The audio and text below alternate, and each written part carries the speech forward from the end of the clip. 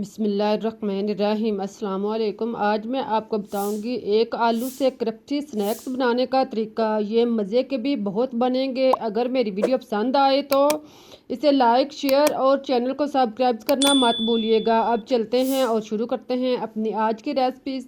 इसके लिए आप एक अदद आलू लें लार्ज साइज़ का। अगर आपके आलू छोटे हैं तो आप 2 अदद भी ले सकते हैं। इनका आप छिलका उतार लें। इसको आप छुरी के साथ ब्रिक ब्रिक इसका छिलका उतार लें। चारों साइड से आलू का छिलका उतारने के बाद इस तरह इसको अच्छी तरह साफ कर लें और फिर आप इसको दरमियान से काट लें।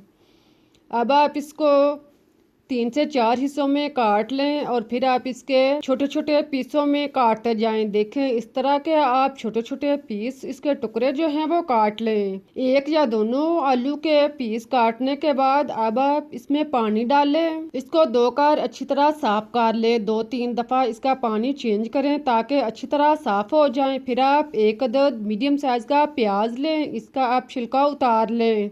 इसको आप सिरे से थोड़ा सा काट लें और इसके आप छोटे छोटे टुकड़े काट कर इसमें शामिल कर लें। देखें इस तरह आप प्याज को टुकड़ों में काट कर इसमें शामिल कर लें। साथ में आप मीडियम साइज की 2 से 3 हरी मिर्च भी डाल लें। लहसुन के 3 से 4 अदद जुवे भी इसमें शामिल कर लें। अदरक 1 इंच का टुकड़ा आप इसमें ले लें। इन सब चीज़ों को डालने के बाद अब आप इसमें हरा धनिया साबुत शामिल करें। हरा धनिया डालने के बाद इन सब चीज़ों को आप पीस लें, ग्राइंड कर लें, इसका पेस्ट बना लें। इस तरह का आप पेस्ट बना लें। आप देखेंगे कि सारी चीज़ें अच्छी तरह ग्राइंड हो चुकी हैं, आपको कोई भी चीज़ नज़र नहीं आ रही। इस तरह का पेस्ट तैयार करके इसको आप एक साइड पर रख दें। आधा कप सूजी लें, इसको आप छान कर अच्छी तरह साफ कर लें। फिर आप इसमें पानी डाल लें। पानी आप इतना डालें कि सूजी इसमें मुकम्मल तौर पर भीग जाए।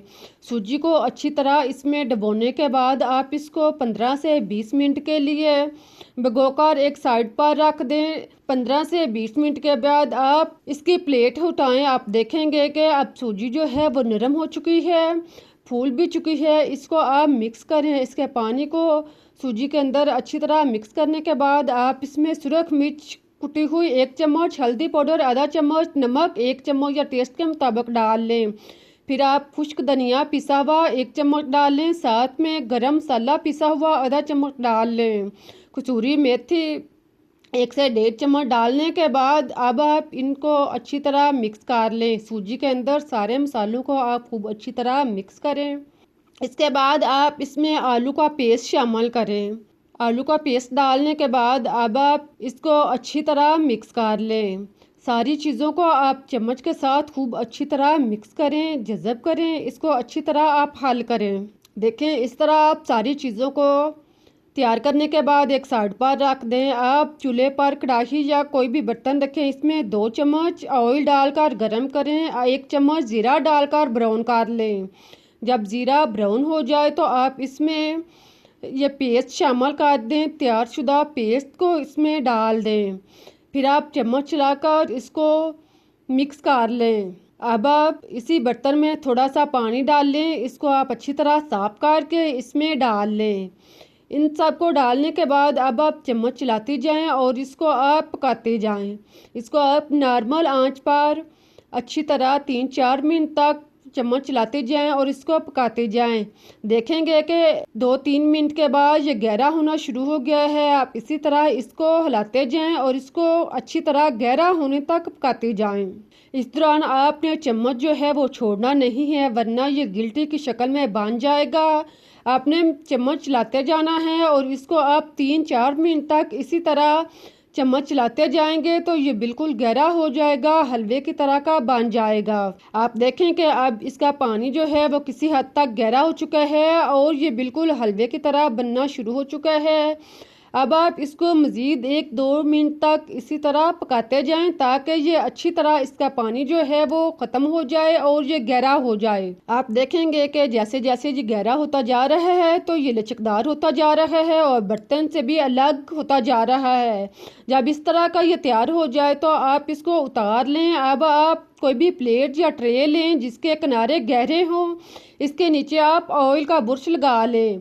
फिर आप इस अमेज़े को इसके अंदर डाल लें। ख्याल है कि इसको आपने ठंडा नहीं होने देना, आप इसको गर्म ही इसके अंदर डालकर इसके सतह को हमवार कर लें और इसको आप तकरीबन आधे घंटे तक या इतनी देर तक पड़ा रहने दें कि ये खुश्क हो जाए। अब आप 2 से 3 चम्मच मैदा लें, इसमें आप आधा चम्मच कुटी हुई सुरख मिर्च, नमक 1/4 चम्मच और तिल बाइट 1 चम्मच डालने के बाद कलवंजी 1/4 चम्मच शामिल करें और साथ में हरा धनिया कटा हुआ भी डाल लें। इन सब चीज़ों को डालने के बाद अब आप इसमें पानी डाल लें, ज़रूरत के मुताबिक इसमें पानी डालकर इसको मिक्स कर लें और इसका नॉर्मल सा अमेज़ा बना लें, जो ना ज़्यादा पतला हो और ना ज़्यादा गहरा हो। इस तरह का आप अमेज़ा तैयार कर लें। इसको आप एक साइड पर रखें। अब आप देखें कि आलू जो हैं वो सख्त हो चुके हैं, जम चुके हैं, अमेज़ा तैयार हो चुका है। अगर इस तरह के सख्त हो जाए तो आप इसको काट लें। इसको आप एक साइड से तकरीबन 1 इंच के फासले पर काटते जाएं। आप इसको अंदाजे के साथ भी 1-1 इंच के फासले पर काट सकते हैं या आप इसको माप का निशान भी लगा सकते हैं, जैसे आप आसान समझें। आप इसको एक साइड से इसी तरह काट लें और फिर आप इसको एक साइड से मुकम्मल तौर पर काटने के बाद दूसरी साइड से भी आप इसको इसी तरीके से इसी अमल से काटते जाएं। इसी तरह आप दूसरी साइड से भी इसको अंदाजे के साथ या माप कर इसको काट लें। इस तरह आप देखेंगे कि हमारे पास चकोर शक्ल के स्नैक्स जो हैं वो तैयार हो चुके हैं। अगर आपके पास कुछ रफ हिस्सा बच जाए तो आप इसको उतार कर एक साइड पर कर लें, इसको आप बाद में फ्राई कर सकते हैं। अब आप छुरी के साथ या चम्मच के साथ एक एक स्नैक्स को अलग करें। इसको आप उंगली के साथ या चम्मच की या छुरी की मदद से इसके चारों साइडों से इसको सेट कर लें। इसके किनारों को सेट करके आप एक प्लेट में रखते जाएं। देखें, इस तरह आप सारे स्नैक्स को सेट करके अलग से रखते जाएं। इसको आप इसी तरह भी रख सकते हैं। अगर सेट करने की ज़रूरत है तो आप इसके किनारे सेट करके इसको आप मैदे में रोल करें।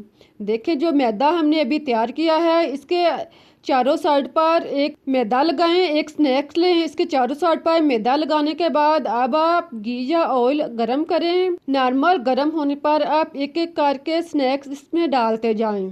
इसको आप मैदे में रोल करते जाएं और इसको घी में डालते जाएं। बर्तन की रिक्वायर के मुताबिक आप इसमें स्नैक्स डालें और फिर आप इसको 1 से 2 मिनट तक एक साइड से ब्राउन करें।